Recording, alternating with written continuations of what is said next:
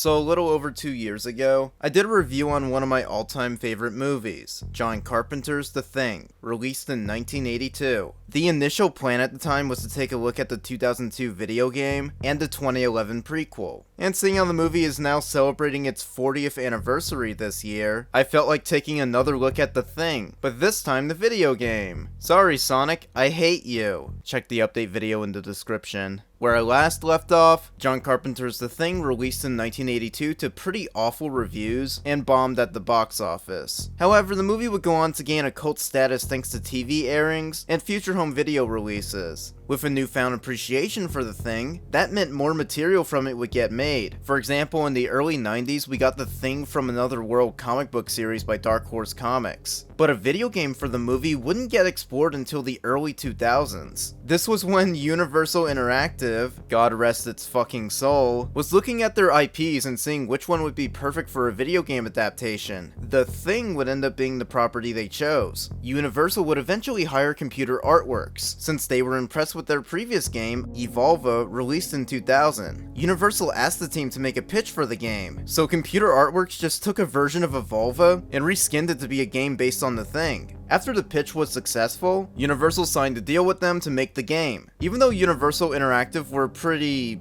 infamous for how poorly they were treating IPs like Crash and Spyro at the time, one of the directors for The Thing video game said that their experience with Universal was actually pretty positive. They told us to come up with original ideas. It wasn't like a Harry Potter license. There weren't strict guidelines as long as we retained the quality of the original work. Not only was Universal treating the team well, but even John Carpenter himself would fully endorse the game and approve the new story they came up with. Fun fact about this legendary horror director, Mr. John Carpenter is a fucking gamer. I'm not joking, he's literally a gamer. He's even a Sonic fan. And he isn't just a, oh, he played the classic games in the 90s kind of Sonic fan. He even likes Sonic Unleashed. Amazing. So with Carpenter on board and Universal giving the team a fair amount of control, the video game for The Thing would release in August 2002 for PC and PS2, and a month later in September for Xbox. And apparently, both the console versions had to get published by Konami, of all companies? Huh. I'm gonna be looking at the PC version for this review, mainly so I could capture the game in widescreen and at a stable 60 frames a second. The console versions run fine, but the frame rate can really dip sometimes, though this was pretty commonplace for console ports at the time. While the game obviously takes a lot of inspiration from the 1982 film, the story actually takes place a short time after the events of the movie, which means the game basically acts as a sequel. And again, John Carpenter gave his blessing to the story, which is pretty cool, but it does unfortunately undermine the amazingly bleak ending of the movie, though I'll get a bit more into that later. This game has you playing as a character named Blake, who arrived in Antarctica as part of a US Special Forces investigation into the American camp's destruction at the end of the original movie. At the start, Blake is with a beta team, while a separate alpha team is investigating the Norwegian camp. It's while investigating the American camp where Blake discovers the tape recording of MacReady talking about the situation. I'm gonna hide this tape when I'm finished. If none of us make it, at least there'll be some kind of a record. The storm's been hitting us pretty hard now for 48 hours. We still have nothing to go on. One other thing. I think it rips through your clothes when it takes you over.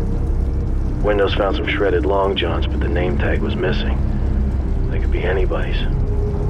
We're all very tired. There's nothing else I can do. Just wait. R.J. MacReady, helicopter pilot, U.S. Outpost North 31. Blake and his team also come across a body who they identify as Childs. Yeah, we actually get a canonical answer as to what happened after the movie's ending. It turns out Childs ended up dying from hypothermia, meaning his sudden reappearance to MacReady at the end of the movie was actually meant to be him, so he wasn't a thing. That has actually been a debate for decades whether or not Childs was a thing or not, with one of the more popular claims being, of course he's a thing, you can't even see his breath when he talks to Mac, which I find pretty stupid because, yes, you can see his breath. It's just very faint from both the angle and lighting on Childs. Also, the whole purpose of The Thing Alien is that it's supposed to be the perfect simulation of whatever it's manifesting. So with that in mind, a thing Childs would have been breathing just fine regardless. But the video game pretty much confirms that Childs wasn't a thing and just perished in the cold.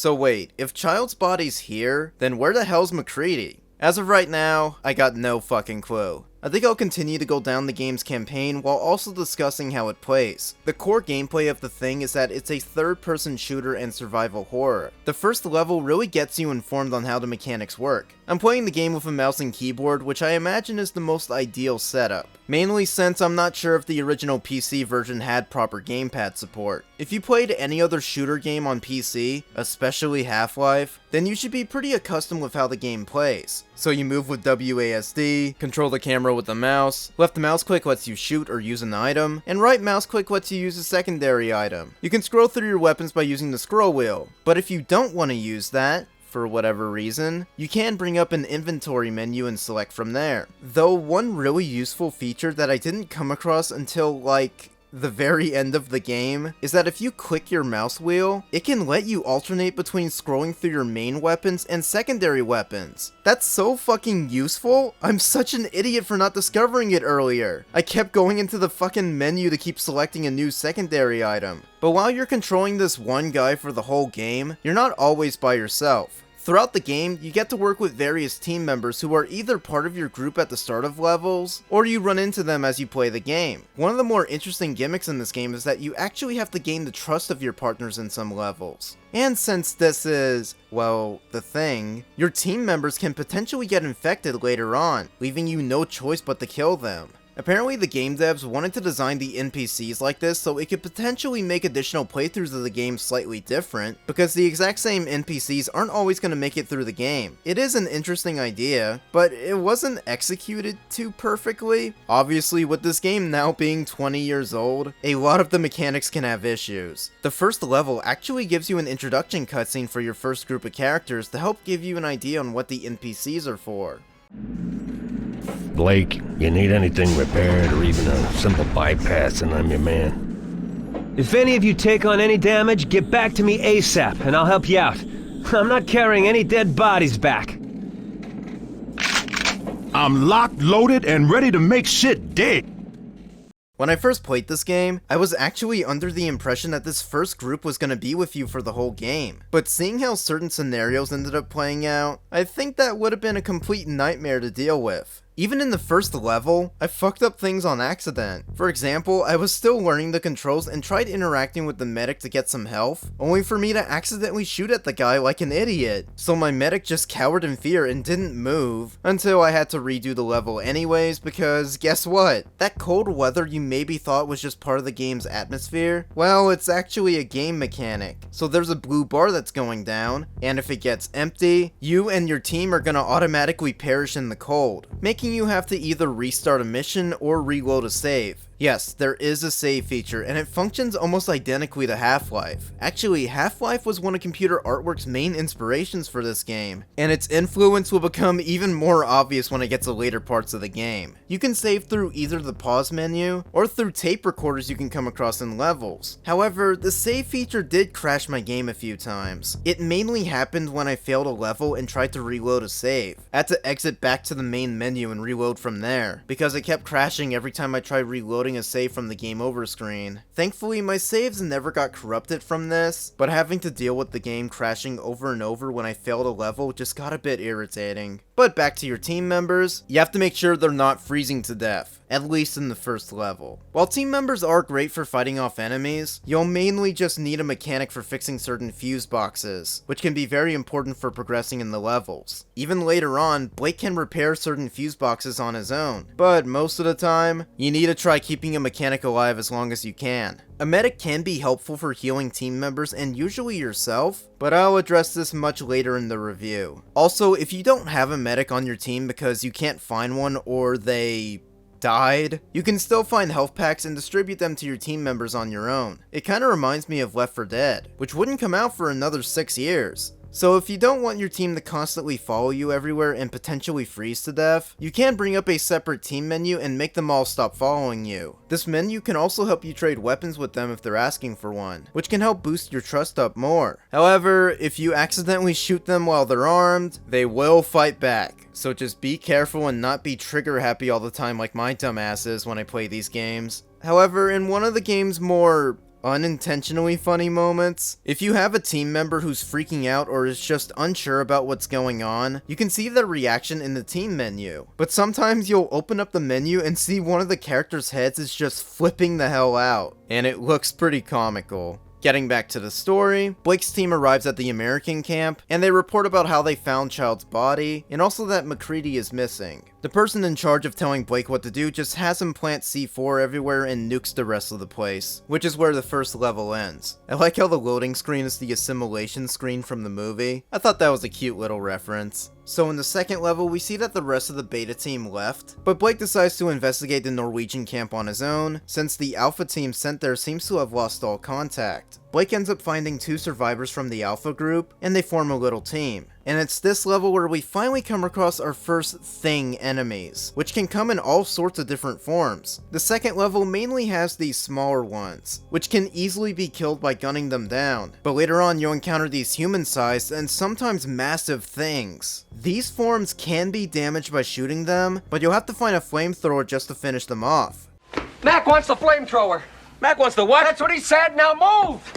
Damn it. Honestly, as simple as it is, it just feels so fucking satisfying using the flamethrower. Fighting off bigger things can definitely be some of the most tension-filled parts of the game. However, while the enemies you fight are freaky and definitely fit a horror game, this portrayal of the thing alien is probably one of my biggest issues with this game's narrative. As a refresher, the thing is supposed to be an alien life form that tries its best to imitate and replace a living organism, which is a mechanic that does exist in this game. But I'm guessing this aspect of the thing probably would not have made for an exciting, fast-paced horror game for Universal, so computer artworks basically just made the thing enemies into just generic alien enemies, which personally I don't really think this kind of behavior really suits for, you know, the thing alien. Like, instead of it always being stealthy and hidden until provoked, you just see all these different versions of it running around in these little small versions that remind me of the fucking headcrabs from Half-Life. I know some of you may be thinking, really, Cooper? You're complaining that they made the thing an alien enemy? It's an alien, you idiot! Yes, I'm aware, but I think turning it into a regular alien just so we could have enemies in a video game kinda tampers with the original vision of John Carpenter's movie. I know I'm kinda just nitpicking. Obviously, they needed enemies in the game, otherwise it would just constantly be quiet and nothing happening. I just kinda wish they could have found a more faithful way of using the thing as an enemy, which also just wasn't something I've already seen a million times before in other video games. But despite that, if there's one decent piece of continuity I really like, you don't encounter a single thing until the second level. Like, the first level was at the American camp, which in the movie was fucking dynamited and completely obliterated any and all things that could have been there. I like that it means MacReady's plan was still successful. Though, seeing how you don't encounter a single thing until the second level, it does make me question a few things. Remember, in the movie, the Norwegian camp was already burnt down, and the thing corpses were taken back to the American camp, which means these remains were likely destroyed once they started burning and blowing up everything. So my question is, in the game, how exactly are there still things that were at the Norwegian camp? Were they just hiding out somewhere? How did Mac and the others not encounter them when they were investigating the area? Okay, I guess whatever. It is a video game sequel made 20 years later, so let's get back to the game. Okay, so Blake got to the Norwegian camp and finds 2 surviving members from the Alpha team. Turns out they encountered a few things and got separated from their team leader,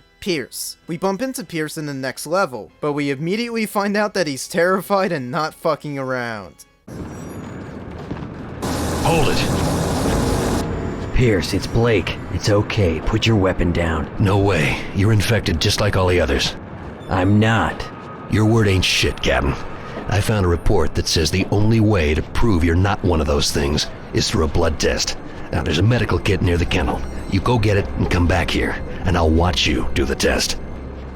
Yep. One of the items that you can find are kits for blood tests. Remember, your crew being in contact with thing enemies can lead to them potentially getting infected, so you can perform a blood test on them to make sure they're still human. The game makes you do it once so you know it's an option, but after the first time, you don't really need to keep doing this. But I still really like this simple mechanic. I usually found myself doing a blood test pretty often when I found a new character. It really helped me feel like I was more part of this game's world, and it also helped me gain more trust in a new member member before I gave them a weapon. Actually, what's pretty cool is that after the first time you do a blood test, it turns out the two people you were traveling with were things. I thought that was a nice twist, and yeah, I think Pierce earned your trust after that. However, in the next level, you end up getting separated from Pierce and you have to go looking for him. Blake ends up bumping into another character for help.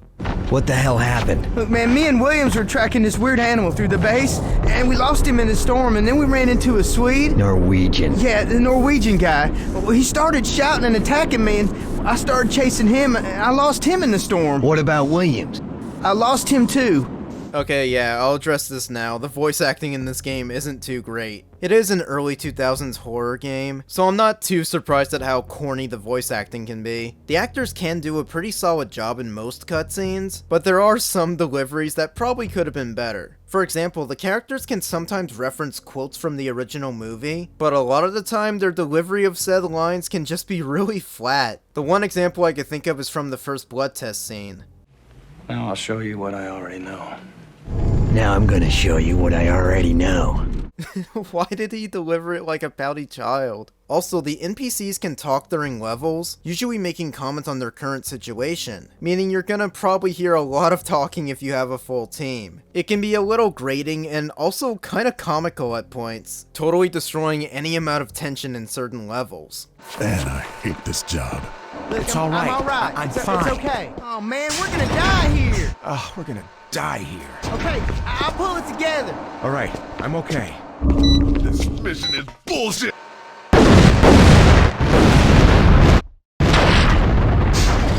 At the very least, it does keep the game more entertaining. A great attention to detail for the NPCs is that when they're often overwhelmed, not only will they make a comment about how screwed they think they are, but sometimes they'll even stop in place and just vomit. It is a very small detail, but for a game in 2002, that's a pretty interesting inclusion. Kinda reminds me of Conker. When it comes to the graphics and environments, they're pretty decent. Computer Artworks tried their best to maintain the same look and feel of the original 1982 movie, and with the hardware they had at the time, I think they did a pretty good job. I like the way a lot of games from this era can look. They just have a unique appeal to them that no other generation of video games can compare to. I also just like how accurately they tried to make locations from the movie look in the game. Like in the first level when you can just look around the now destroyed American camp, plus getting to explore the Norwegian camp, and getting to see stuff like the original Thing ice block is just really cool. The music is also pretty decent, but something I noticed while playing the PC version was that it might have been causing audio issues. Like the cutscenes were playing out just fine, the sound mixing wasn't too awful, but the levels themselves often lacked music and I'm not sure if this was completely intentional. As a result, most of my playthrough was mainly accompanied by footsteps, alien shrieks, and at times just complete ambience.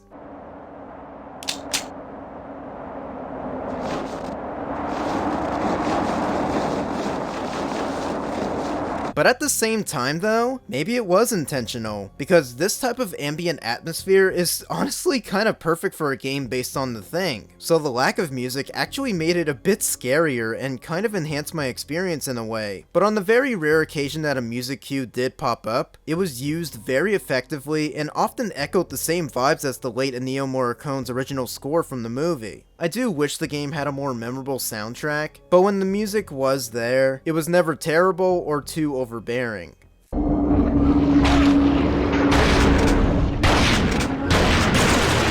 Right, so where were we? Oh yeah, Blake meets up with a few more characters and tries to track down a radio room to contact for help. He soon discovers that someone stole the radio and fled to a nearby warehouse. While pursuing this person, Blake comes across Pierce, but he's under a very strong impression that he's become infected.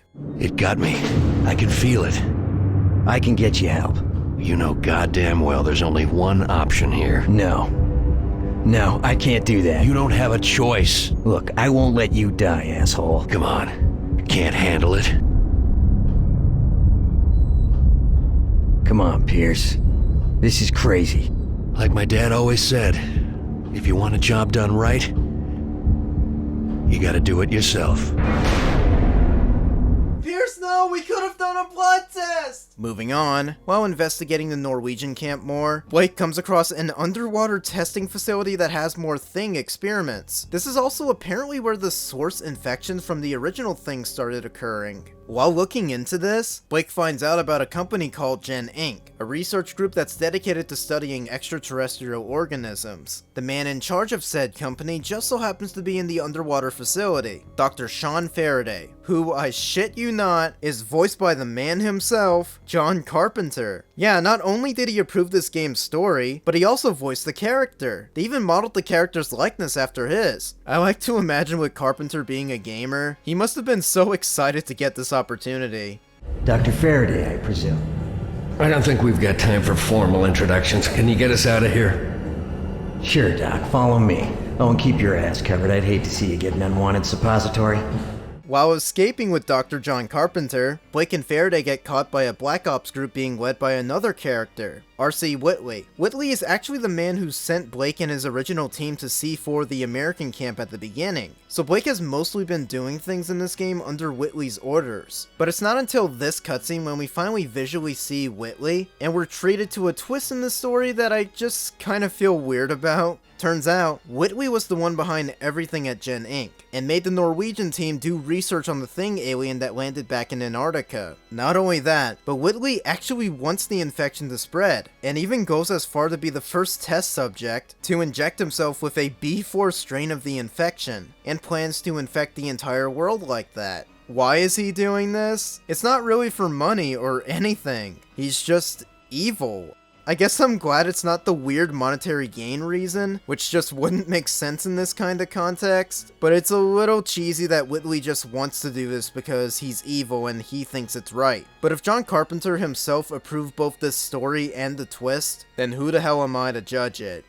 I mean, I still can. It's my review after all. So yeah, the twist is kinda dumb, but we're nearing the end game. Upon getting frustrated at Whitley over everything, Blake attempts to attack him, but gets sedated by a tranquilizer gun. I'd like to once again say that I love hearing John Carpenter voice a character in this game, but the biggest issue about his character is that he only appears in like 3 cutscenes. The main reason why is because, spoiler alert, Whitley fucking kills him. Bye, John Carpenter. Hope you had fun voicing a character in this game. So Blake wakes up in the underground research lab operated by Gen Inc., which he has to escape from. Talking about the actual gameplay again, a lot of the tasks that you need to do in levels are pretty easy to figure out on a first playthrough, especially if you're into games like this where you explore your surroundings to find a solution. Basically, again, you've played Half-Life. However, a lot of these levels can still be pretty difficult to know where to go, so I did have to look up a full playthrough of the game just to figure out what to do a few times. This game's honestly not that long. It could take about 4 to 6 hours depending on how well you know the game. While getting stuck and needing to look up a guide definitely played a factor in it taking me a while to finish the game, there was actually one mission where I was seriously struggling to beat it. This was the military airstrip level, where you have to place C4s on 4 different planes containing Thing specimens, which Whitley was planning on flying out to different parts of the world. You're supposed to travel to the top of a watchtower and use a sniper rifle to shoot off the C4, but you gotta do this fast, because after you shoot off the first C4, the military gets alerted and starts closing the building doors for each plane. The issue is, this level happens sometime after you're ambushed by Whitley's team and wake up in the research facility, meaning you have to recollect all your weapons. Which also means, if you somehow got to this level without finding the sniper rifle, that means you're most likely gonna be stuck. Like I was. But thankfully, one of the computer artwork devs must have realized this, cause there actually is a sniper rifle that you can find in the level in one of the buildings. So just don't be an idiot like me, and you should make it through the game just fine. But this leads me to a pretty huge problem that I didn't realize was an issue, at least until super late in the game. It turns out, my character was invulnerable through this entire experience? Seriously, I didn't even realize this, but I'd walk through fire, take on a severe amount of bullets, and I'd even get attacked pretty ruthlessly by several Thing creatures, but despite all that, my character just never had a health bar. I'm not sure if this was maybe because of a setting I picked at the start, or maybe the PC copy I'm playing is just broken or something, but upon realizing that my character was invincible, I just started plowing my way through enemies and other obstacles. I don't know how I didn't notice this issue until the last hour of game time, but I guess all those medkits I was picking up for myself turned out to be completely useless. Also, if you're wondering, wait, if you couldn't die, then how were you losing in levels earlier? That was because an NPC I needed to keep alive kept dying. So I guess that means Computer Artwork's intentions with the NPCs were properly used. But the fact that none of my game over screens were because Blake died is honestly kind of funny. But sometimes when I'd have a battle with a thing creature, there is one weird graphical thing that kept occurring. I noticed that the wall textures would get all weird, like the graphics would just start flashing green or red. I think this may have just been a visual glitch, but a part of me feels like this was probably the game trying to signify that because Blake was being in direct contact with a thing creature for an extended period of time, he was probably getting infected? Again, this is just a game theory I have, but that's honestly what I thought the game was trying to convey. I think the idea of doing a visual cue to show that you're probably getting infected is pretty fascinating. Or who knows, maybe Blake being invincible wasn't a glitch and he just became a thing. Ooh. Okay, we're getting pretty close to the ending, so let's start wrapping things up. At a few points in the game, you can come across these boss encounters where you have to fight this huge thing creature, which kind of reminds me of that really huge freaky thing you see at the end of the movie, so it's a pretty cool callback. You just shoot up the creature, blow them up with grenades, and then of course you have to torch them with the flamethrower. Just a lot of fun. But with Blake being invincible on my end, practically none of these boss fights were ever a challenge, which I kind of feel bad about because they're really neat ideas for boss fights. But before we get to the final boss, Blake confronts Whitley, who at this point has now injected himself with the virus. Game over, Whitley.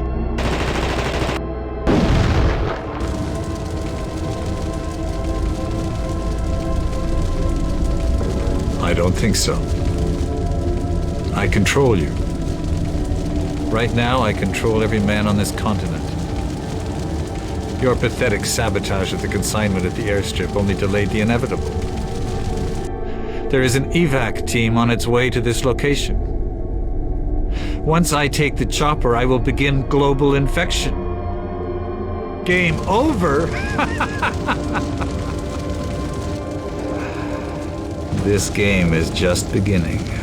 This is so ridiculous. I hope John loved it. I know I've been spoiling a pretty great deal of this now 20-year-old game throughout this review, but there is a pretty great surprise at the very end that I don't want to just outright spoil, so for anyone who might be interested in playing the game for themselves, and you don't want to hear about the surprise at the end, then please skip over to this point in the video. Alright, here's the final boss in 3, 2, 1. Well, Whitley is now completely infected, and he morphs into a massive thing creature, and attempts to infect an oncoming airlift team. However, the helicopter that arrives is being piloted by just one guy that's wearing a very familiar looking hat, who picks up Blake, and the two decide to team up and defeat the Whitley thing. This final boss has you controlling the gun in the helicopter as sort of an on-rail shooter, and you gotta shoot the Whitley thing down. That's basically it. I recommend shooting the barrels on the ground because those will definitely help. It's the only rail shooter in the game, and it's also the last bit of overall gameplay. It's a pretty simple but decent finale, though I'm not too sure if Blake's invulnerability from regular gameplay also got carried over to this final boss.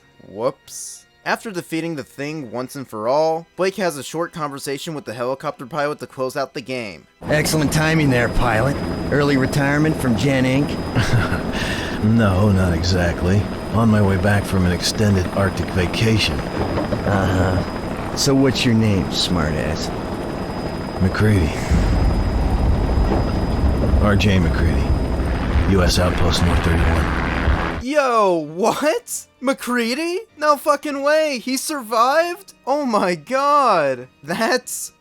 wow. I'll admit, I went into this game pretty blind, and while I did have to look up a guide to finish it a few times, I thankfully somehow didn't get this ending spoiled. So I legit did not see this coming when I first beat the game. What a pleasant surprise! And continuity-wise, I'm gonna assume he's not infected too, especially since he's been far away from all the thing action the entire game. But let's just hope that Blake still has a spare blood test kit just in case. The The one downside is that I don't think that's actually Kurt Russell voicing him. I couldn't really find too much info about the voice cast. A lot of the actors are credited in the game, but I don't think any of them were listed for certain characters. John Carpenter is in the special thanks, but he wasn't credited for voicing Dr. Faraday. So this is kind of just another game theory of mine. But what if this was Kurt Russell's voice, but maybe they just left him uncredited so they could keep the ending a surprise? This very likely isn't true, because unlike John Carpenter, Kurt Russell wasn't in the special thanks. But who knows, maybe it was him. And if it wasn't, you know, the voice actor still did a great job. The game's credits are accompanied by a song called After Me by the band Saliva. It's a pretty good song, which I can't play a sample of because it's copyrighted material, so I recommend looking it up. Though another issue occurred while I was recording. The PC version just messed up on me again because the song only played for like a second, then it got cut off.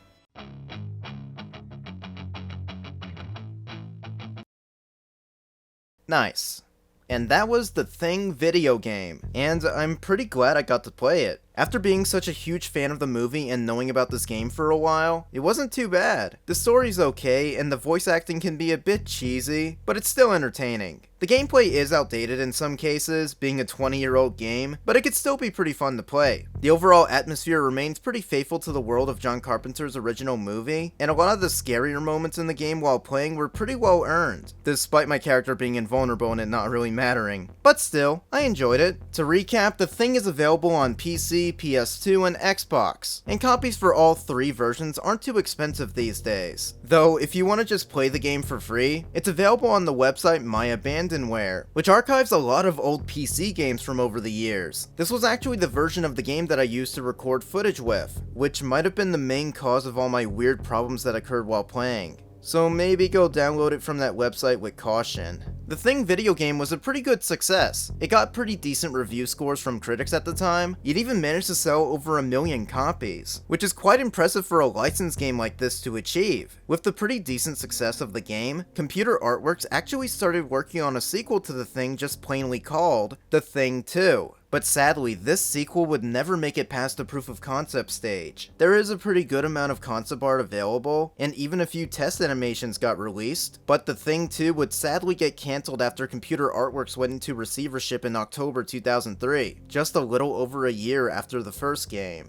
It's quite a shame. It seemed like the team really wanted to keep expanding on all the good parts of the first game and just keep making it better. Oh well, it's just another cancelled video game lost to time. Ever since 2002, there hasn't really been another attempt at doing a Thing game. I assume the license still stayed with Universal Interactive, who later closed down and merged with Activision. Which unfortunately this did lead to the creation of Activision Blizzard. And if you're aware of it, that whole thing's a fucking mess, but I'm not going to talk about it in this video. So I'm assuming this means Activision now holds the Thing license. The Thing video game was never remastered or re-released on other platforms since 2002. But with Microsoft recently buying Activision for $70 billion, that probably means that the potential of the Thing being added to the Xbox backwards compatibility program is pretty high. The Xbox port could really benefit from the hardware and frame rate boost. Plus, it'd be nice if more people, especially Thing fans, had easier access to this old game. I'm aware Xbox's backwards compatibility program was pretty stupidly ended, but based off more recent rumors I'm hearing, I really hope Xbox starts adding back to that program, and hopefully the Thing can make it on the list. Or hell, just put the PC version on Steam. Or GOG, whatever works. I think it'd be pretty cool. Alright, that's basically all I've got to say about the Thing video game. Check it out in any way you can if you're a fan of John Carpenter's movie. It's a decent amount of fun, and also a neat little sequel. For the next time I look at The Thing, it's gonna be the 2011 prequel, remake, whatever the fuck it is, which I do not look forward to watching. But until then, thank you so much for watching, and I'll see you all in the next review. Later.